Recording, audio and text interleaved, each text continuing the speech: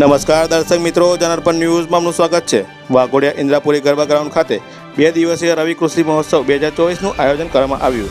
રવિ કૃષિ મહોત્સવ 2024 અંતર્ગત વાઘોડિયા ઇન્દ્રાપુરી ગરબા ગ્રાઉન્ડ ખાતે કૃષિ ક્ષેત્ર 100ના વિકાસ અંતર્ગત કૃષિ મેળો અને કૃષિ પ્રદર્શન 2024 તારીખ 6 અને 7 ડિસેમ્બર યોજવામાં આવી રહ્યું છે।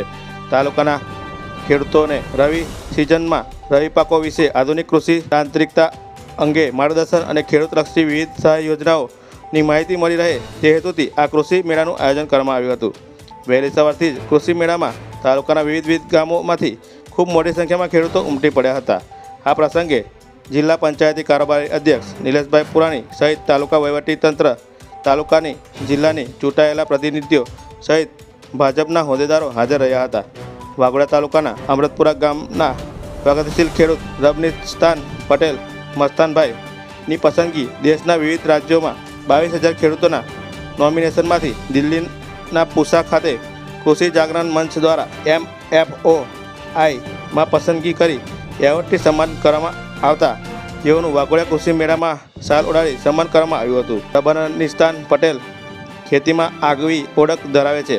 વિવિધ પ્રકારની અવનવી કેરીઓ ઉપરાંત વાડીમાં ગોટલા પણ નૂતન કલમ કરી 800 જેટલી આંબા ઉગાડેલ છે। તેઓના ફાર્મ પર મલ્ટીકોર્સ સિસ્ટમ પણ અપનાવેલ છે, જેમાં બાગાયતી સાથે પ્લાન્ટ નર્સરી તથા એગ્રો ફોરેસ્ટિક અને મત્સ્ય ઉદ્યોગ પણ અપનાવેલ છે। તેઓ હંમેશા ખેડૂતલક્ષી કોઈ પણ માર્ગદર્શન પૂરું પાડે છે, જેઓ વાઘોડિયા ખાતે સન્માન કરવામાં આવ્યું હતું। આ કાર્યક્રમમાં ખેડૂતલક્ષી વિવિધ સહાય યોજના અંગેની માહિતી ખેડૂતોને આપવામાં આવી હતી। Bureau report, જનાર્પણ news, Pankaj Vasava, Waghodia. જ્યારથી ગુજરાતની ધુરા સંભાળી હતી ત્યારથી મારો ખેડૂત પાછળ ના રહી જાય એ ચિંતા કરીને જે કૃષિ ક્ષેત્રે અદ્ભુત આમૂલ પરિવર્તન માટેનો પાયો નાખેલો હતો એ અમારી માનનીય ભૂપેન્દ્રભાઈ પટેલ સાહેબની સરકાર આગળ વધારી રહી છે।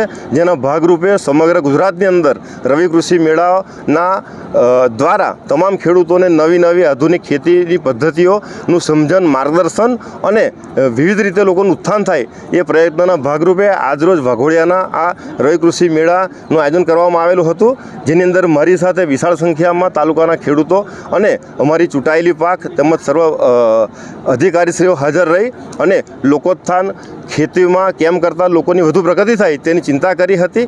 અને અમે આપના માધ્યમથી પણ લોકોને જણાવવા માગીએ છીએ કે આધુનિક ખેતીની સાથે બધા તાલમેલ મેળવે અને જૈવિક ખેતી અપનાવી તંદુરસ્ત ભારત, વિકસિત ભારતનો પાયો નાખવામાં આપણે બધા સહભાગી થઈએ।